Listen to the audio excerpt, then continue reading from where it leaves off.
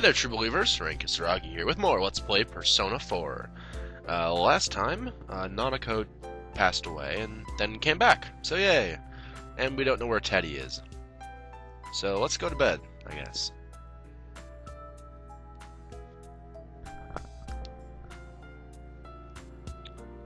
And this whole thing is starting to really get weird.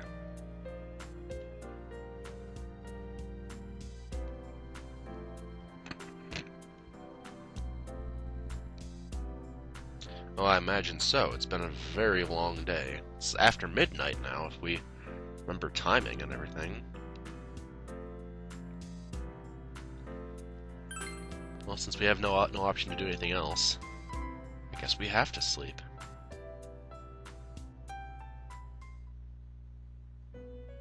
Oh, hey, Igor.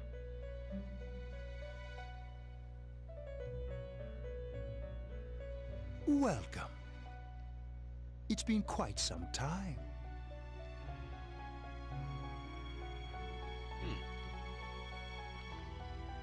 Do not be alarmed. You are fast asleep in the real world. Well, that's good. You can sort of drag me here through my dreams. I guess that's a good thing. I have summoned you within your dreams. Now then, your journey has taken you quite a distance thus far. Yeah, no freaking getting. Do you believe you'll be able to successfully solve this mystery? I'm pretty sure, I think. Yeah, I can solve it. Splendid! The precise destination of this vehicle, that too is getting rather hard to judge. If we continue driving blindly, we may end up leading you further away from the mystery that you must reach. Well, why don't we take a moment to look back on your journey? I think I do that every time that I start a new session, Igor. We don't need to recap everything. It was for that purpose that I summoned you here tonight. Margaret?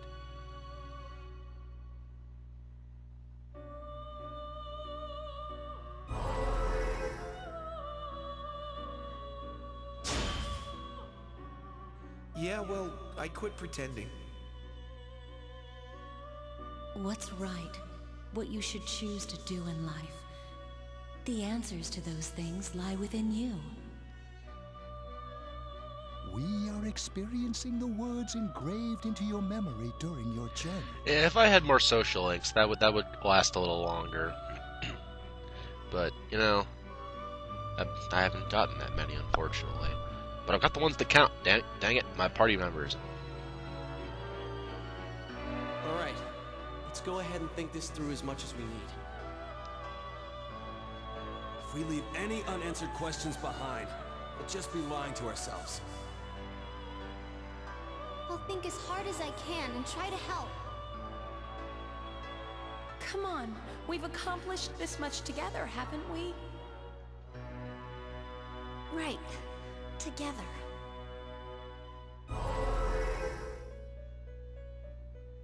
And it seems you have comrades with you as well. Those heading in the same direction through this dense fog.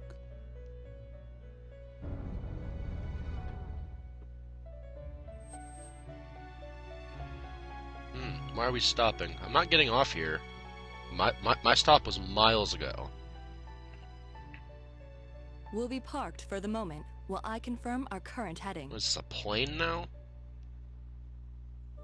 As I mentioned previously, this year will signal a great change in your life.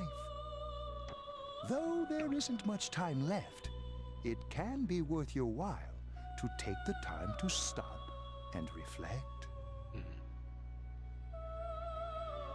People are like water flowing in a river. There is only one stream, but all who pass through it are affected differently. It's a pretty fair thing to say, I guess. It makes sense. Some travel fast. Some change their course, experiencing countless events as they travel down the river of time. Hey, let's not bring time travel into this, okay? I don't want any of that. Just so. The state of this room reflects the scenery of your heart. Blue? Neon? Fish? Perhaps this may be a time for contemplation rather than action.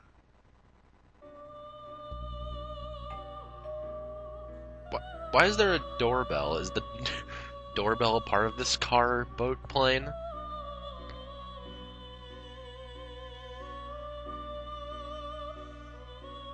Oh, I'm just waking up. Fine. Be cryptic, Igor. See if I care. You jerk. Oh, it's the actual doorbell. Okay.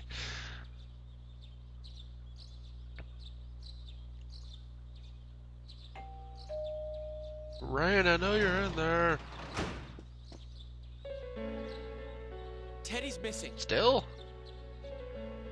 I looked all over the neighborhood, but I couldn't find him anywhere. Well, I am worried. Yeah, I'm worried. Yeah, me too. He was acting all weird lately. Rise and the others are checking inside the TV to see if he's gone back to the other I side. hope not. That could be messy trying to find him. We're meeting pretty soon, so will you come with me to Jeunesse? Sure. Since I don't have a choice in the matter, sure.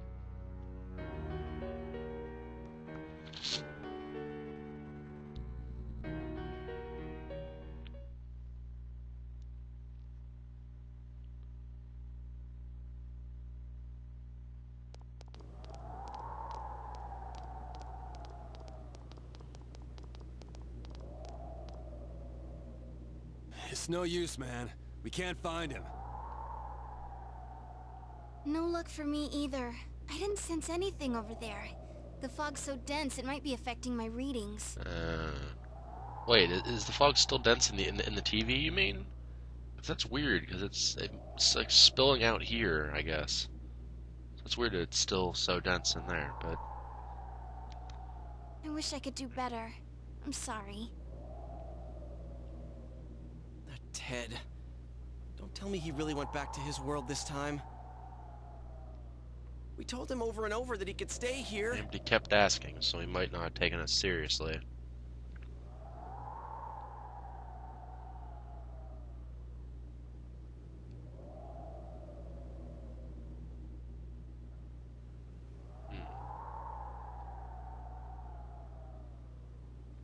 Well, since it's time for contemplation, let's think.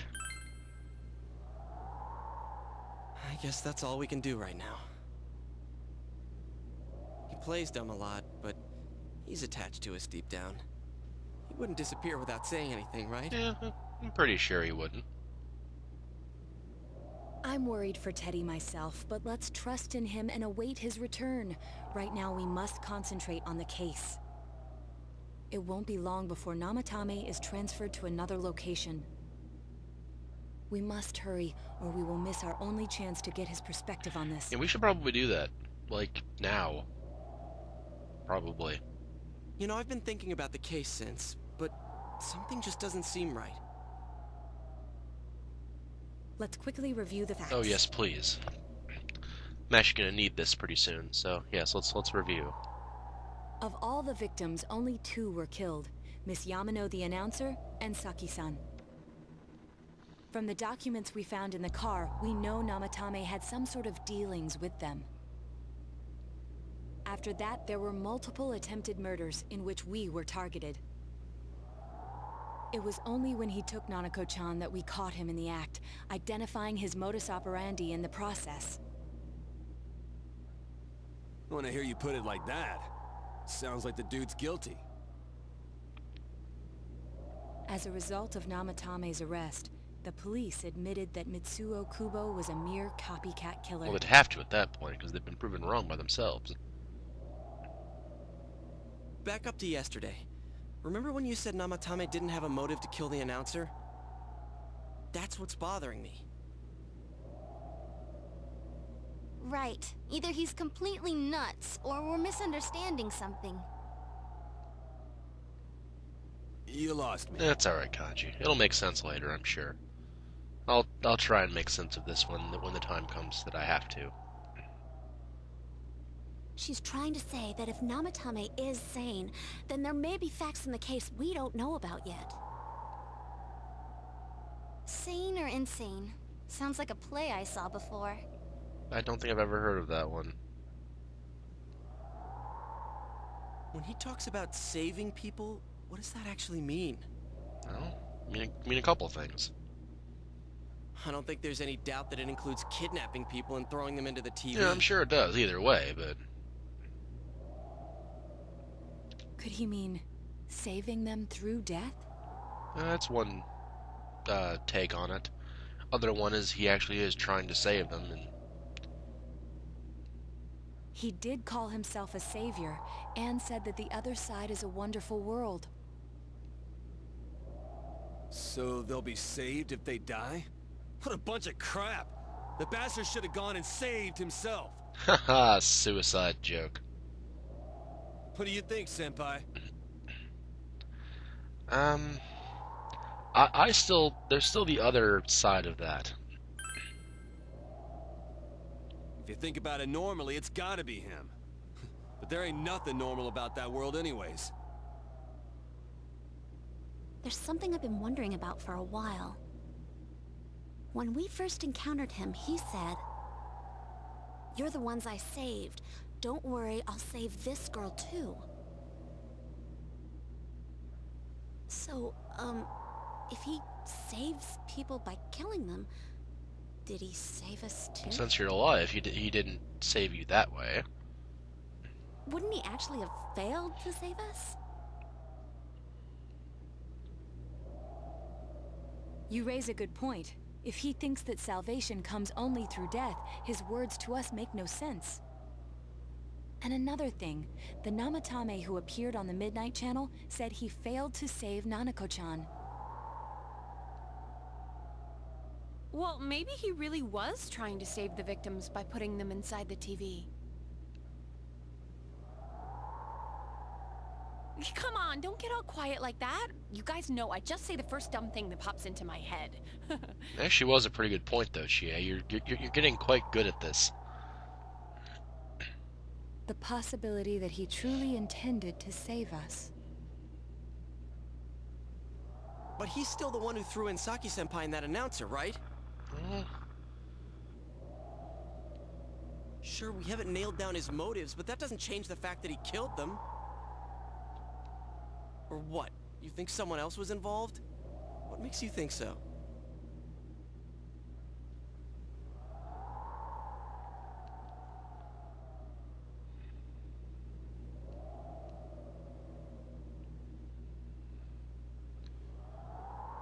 Let's see.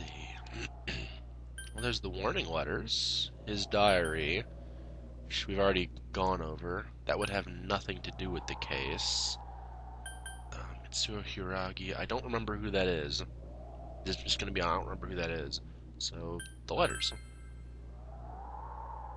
Warning letter? Oh yeah! Whatever happened to that thing? If Namatame's the killer, he must have been the one who wrote it, right? Let's review them.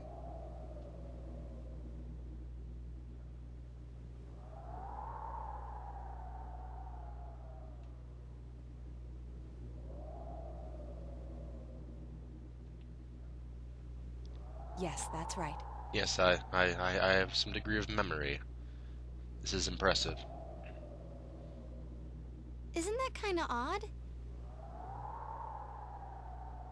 Would someone who thinks he's saving people by killing them write stuff like, "Don't rescue or kill"?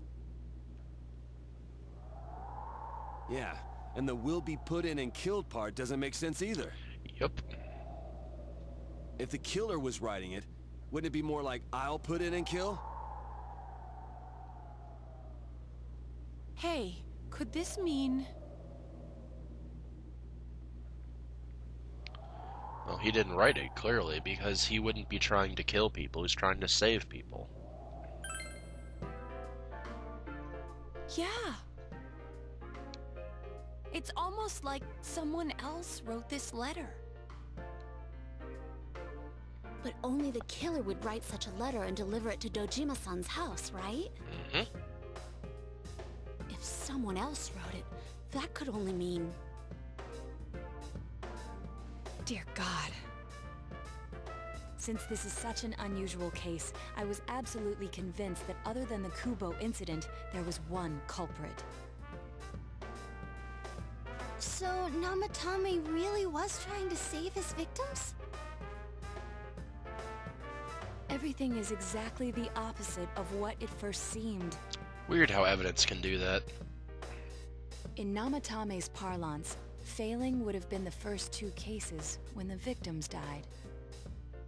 If he had used his method twice and failed both times, he would hardly have continued using the TV, and yet he did. It all seems to suggest that someone else wrote this warning letter while observing the entire case. Someone else? Then... it wasn't Namatame that killed Saki-senpai and the announcer? Nope. We can't say for certain Well, yet. I can, because I've put this case together for the most part already. We urgently need to speak with Namatame face to face.